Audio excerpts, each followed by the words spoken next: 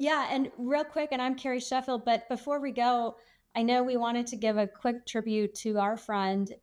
It's just been just heartbreaking. It was all so sudden to hear just the fact that we had, she was so beloved, but our friend Alice Stewart passed away. And she just was so kind. I mean, I personally knew her as a woman of faith. She would talk about her faith.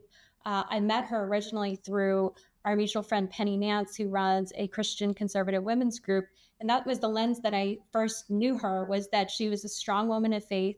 And so I know that she's with God right now. I strongly believe that. I know that even though it was such a sudden, it seems like it was some type of medical emergency. I mean, she was so active, she was in shape, and it seems like she had some sort of potential, accident while she was outside and medical emergency. And it just teaches that life is so precious. But I think she was a life well lived. And so it was just an honor to know her.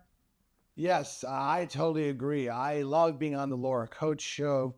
And a couple of times I was on with Alice, and she was so graceful. We had a great debate about the piece that I wrote, saying how the ideal scenario of how Biden could step aside. That was the last time that I talked to her, and she very kindly reached out to me afterwards, saying how she enjoyed the show, and she was always just a class act.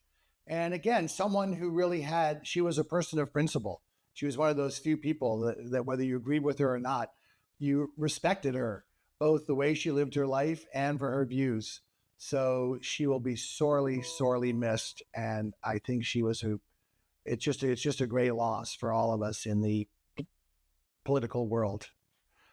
So again, on that sad but very worthwhile note, we wish all of you a wonderful Memorial Day.